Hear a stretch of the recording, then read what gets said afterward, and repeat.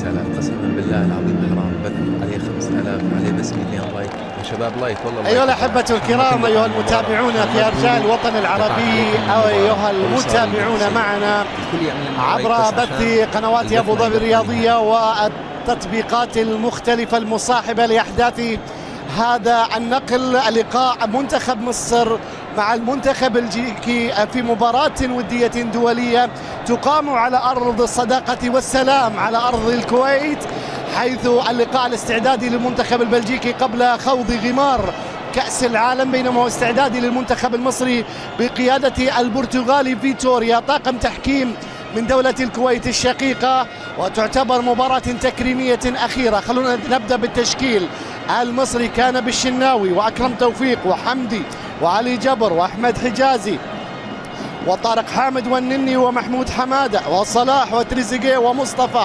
هذه تشكيلة المنتخب العربي المصري في مواجهة بلجيكا المتحفزة. كورتوا، ألدرفيلد، دي باسك، ثاتي وكاستانتي وفيستل في منتصف الملعب، فاناكن وكاراسكو ودي بروين وهازارد وباتشواي. المنتخب البرتغالي أو المنتخب عفوا البلجيكي يواجه المنتخب المصري في أجواء جميلة جدا. هازارد وصلاح، ولقطة بين أساطير الزمن الحديث في كرة القدم، حينما ستوضع 10 أسماء في القرن الحديث لكرة القدم، أو خلونا نقول في آخر عقدين من الزمان، لن يتجاهلوا اسم صلاح ولن يتجاهلوا اسم هازارد، حتى وإن كان القلم غير محب أو حاقد أو حاسد، ولكن اسم صلاح يوضع على قولة إخواننا المصريين بالبنط العريض.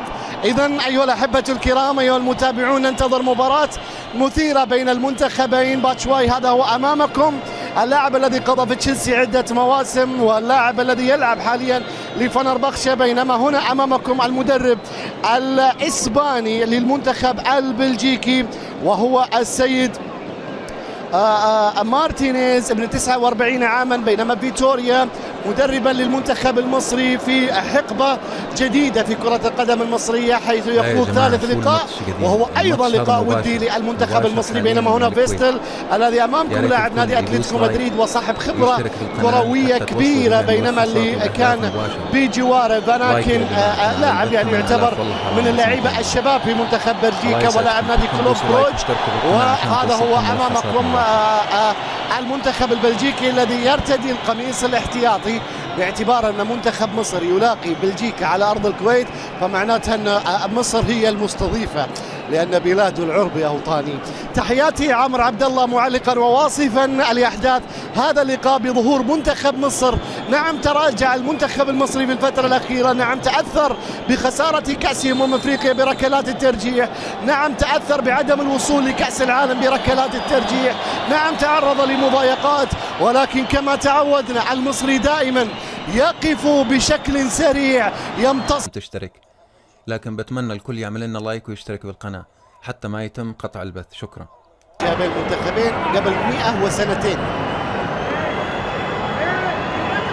كرة ملعوبة الآن لصالح منتخب دي بروين، بيلعبها الكرة لا زالت داخل منطقة الجزاء، محاولة التقدم. راية تسلل، أو الكرة تستلم بالعارضة وتعود مرة ثانية، ما فيها تسلل. فيستل بيلعبها مرة ثانية كرة ومحاولة خطيرة للمنتخب البلجيكي. يكسر حق ملكش حق يا كاس العالم. شوف كورتوا، طبعا كورتوا ما شاء الله قلنا أطول من المرمى وأعرض من المرمى. كورتوا إذا ارتفع أطول من الجول، وإذا انسدح هو يملي الجول ما شاء الله. إيه ده؟ ضربة حرة أو ركنية للمنتخب المصري داخل منطقة الجزاء بتتخلص، لكن برافو على رجعات مشيها أمام المرمى.